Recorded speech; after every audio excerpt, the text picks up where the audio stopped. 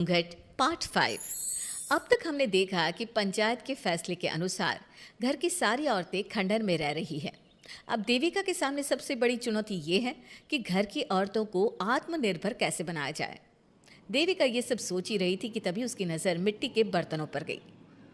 अरे, ये इतने सुंदर सुंदर मिट्टी के बर्तन किसने बनाए हैं? ये बर्तन तो माँ जी और चाची जी ने बनाए हैं। अरे वाह, इतने सुंदर बर्तन तो मैंने आज तक नहीं देखे। माँ जी, चाची जी, आपने ये कहाँ से सीखा? अरे बहू, ये तो हम बचपन से बनाते आ रहे हैं। ये स्टील, पीतल और कांच के बर्तन तो अब चले हैं। पहले तो मिट्टी के बर्तन में ही लोग खाना खाते थे। ठीक है, तो हम दोबारा से मिट्टी के बर्तनों में लोगों को खाना खाना सिखाएंगे। वीना दीदी और सुजाता भाभी, आप दोनों बताओ, आप दोनों को क्या क्या आता है? मुझे तो खाना अच्छा बनाना आता है। बस खाना बनाने के अलावा मैंने कभी कुछ किया ही नहीं। और वीना दीदी, आप बताओ, आपको क्या क्या आता है? पता नहीं, मैंने बचपन से यही सुना है कि लड़कियों को ये नहीं करना चाहिए, लड़कियों को वो नहीं करना चाहिए, इसलिए मैंने कभी कुछ किया ही नहीं। देविका, वीना को सिलाई, कढ़ाई और बुनाई बहुत अच्छी आती है। हाँ, आती तो है लेकिन बहुत अच्छी नहीं। बहुत अच्छी भी आ जाएगी। अब देविका और बाकी सभी औरतें गांव में सबके घर जाती हैं और गांव की सभी औरतों से मिलकर कहती हैं, भाभी जी, अगर आपको अपने या अपने घर वालों के लिए कपड़े सिलवाने हो तो आप मुझसे ही सिलवाना।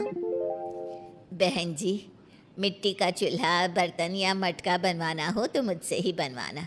मैं और विमला दीदी आपके घर के सारे बर्तन बना देंगे। भाभी, आप कभी किसी काम में व्यस्त हो और खाना ना बना पाओ ना, तो आप मुझे बता देना, मैं आपके घर के लिए खाना बना दूंगी। वो क्या है ना, आप तो सारा दिन खेतों में काम करती हो और कभी कभी खाना भी नहीं बना पाती होंगी, इसलिए। इस तरह घर की औरतें जी जान से अपने अपने कामों में लग जाती है। धीरे धीरे उनका काम बढ़ जाता है और वो अपने खंडहर को ठीक करने में लग जाती हैं। वहीं दूसरी ओर घर के सारे आदमी घर का काम संभाल नहीं पा रहे थे। अरे भाई कल्याण, चाय तो पिला दे, जमाना हो गया अच्छी चाय पिए हुए। आप भी ना घर के दामाद से क्या क्या काम करवाते हैं।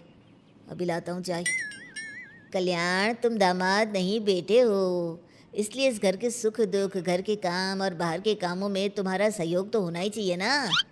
इतने में कल्याण चाय बनाकर ले आता है। जैसे ही सचिन चाय पीता है तो उसके मुंह से चाय निकल जाती है। जीजा जी, ये क्या बनाया है, इतनी कड़वी चाय? इससे अच्छा तो करेले का जूस होता है। देख सचिन भाई, मैं तो ऐसी ही चाय बनाता हूँ, पीनी है तो पी, नहीं पीनी है तो अपने आप बना ले।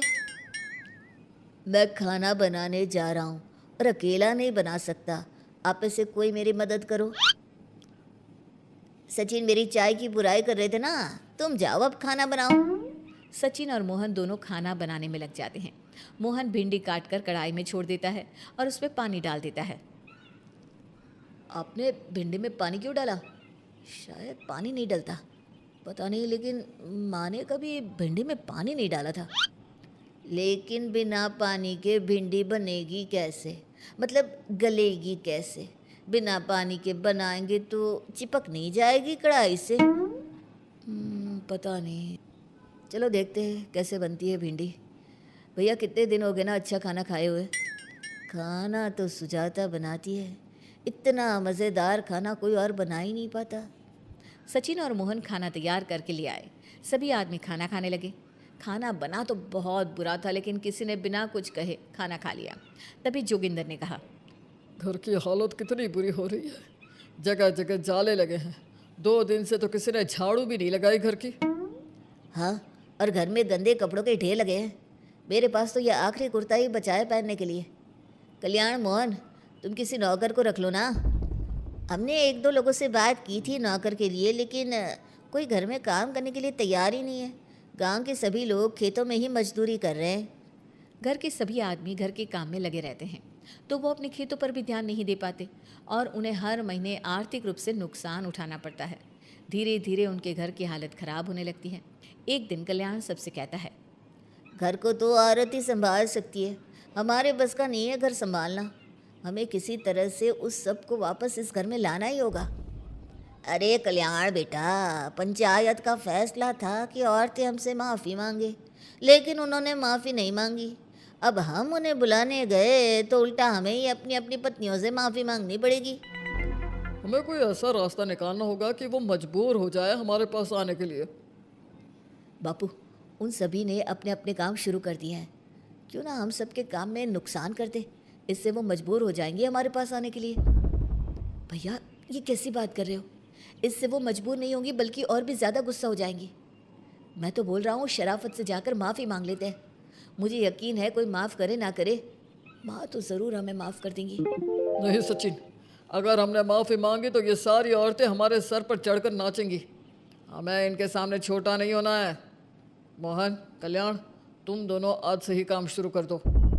बस फिर क्या था, घर के सभी आदमी लग गए काम पर। मोहन और कल्याण रात को खंडहर में पहुंचे और उन्होंने सारे मिट्टी के बर्तन तोड़ दिए। उसके बाद वीना ने जो कपड़े तैयार करके रखे थे वो सारे कपड़े उन्होंने फाड़ दिए। सुबह जब घर की औरतों ने ये सब देखा तो परेशान हो गई। अरे, ये सारे बर्तन किसने तोड़ दिए? माँ, किसी ने मेरे सिले हुए कपड़े ही फाड़ दिए। ये हरकत कौन कर सकता है? और कौन करेगा भाभी, ये सब उन आदमियों की हरकत है।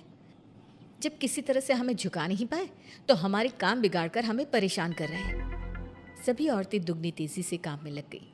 उन्होंने दिन रात मेहनत की और उस खंडहर को महल की तरह बना दिया। उनके काम की तारीफ सुनकर दूर दूर के गांव से लोग आने लगे और उनसे अपना काम करवाने लगे।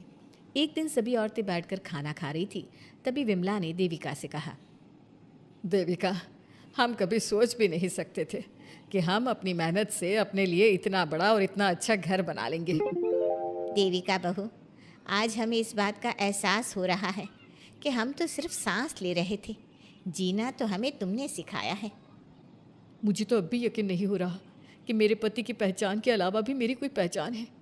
गांव के सब लोग मुझे सिर्फ मोहन की पत्नी के रूप में जानते थे, लेकिन अब सारा गांव मुझे जानता है। देविका, मैं कुछ ही दिन में इस गांव में एक अच्छा सा होटल खोलूंगी और मैं एक बुटीक खोलूंगी। मैं यहाँ गांव की लड़कियों के लिए एक स्कूल खोलना चाहती हूँ, यही मेरा सपना है। सभी औरतें खाना खाकर सो जाती हैं। रात बहुत ज़्यादा हो गई है, लेकिन देविका को नींद नहीं आ रही थी। तभी उसे किसी के कदमों की आवाज़ सुनाई दी। पहले तो देविका थोड़ी डर गई, लेकिन उसने हिम्मत करके उठकर देखा तो उसके सामने सचिन खड़ा था। सचिन, तुम यहाँ क्या कर रहे हो? कहीं तुम मेरा कोई नुकसान तो करने नहीं आए? मेरे पास तो किताबों के अलावा कुछ नहीं है, फाड़ना चाहो तो फाड़ सकते हो। देविका, मैं तुम्हारा कोई नुकसान करने नहीं आया हूँ, बस तुमसे माफ़ी मांगने आया हूँ। क्या? रात के अंधेरे में चोरों की तरह तुम मुझसे माफ़ी मांगने आए हो? प्लीज़ देविका, माँ और चाची को समझाओ कि वो बापू और चाचा जी से माफ़ी मांग ले और तुम सबको लेकर घर आ जाए। सचिन, तुम भी तो अपने बापू और चाचा को अपने साथ ला सकते थे ना, और माँ और चाची से माफ़ी मंगवा सकते थे ना। प्लीज़ देविका, मुझे माफ़ कर दो और घर चलो। कैसे माफ़ कर दो सचिन? तुमने मुझे मरने के लिए छोड़ दिया। अगर माँ और चाची हिम्मत करके मुझे अस्पताल ना ले जाती तो आज मैं और मेरा बच्चा जिंदा ना होते। ना तुम मुझे अस्पताल में देखने आए और ना ही अस्पताल से आने के बाद मेरा हाल चाल पूछा।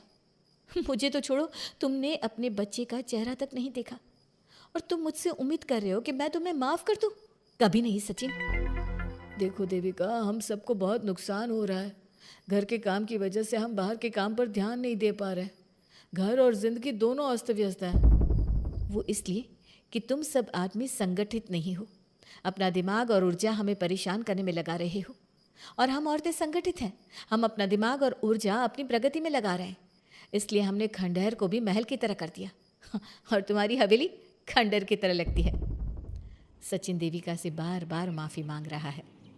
क्या सचिन को अपनी गलती का सच में पछतावा है, या फिर ये घर के आदमियों की कोई नई चाल है? ये जानने के लिए आपको हमारे आने वाले एपिसोड का इंतज़ार करना होगा। और हाँ, कमेंट करके हमें ये भी ज़रूर बताइए कि क्या देविका को सचिन को माफ़ कर देना चाहिए? क्या उसे सब कुछ भूलकर सचिन के साथ अपना घर बसाना चाहिए, या फिर सचिन को भूल जाना चाहिए?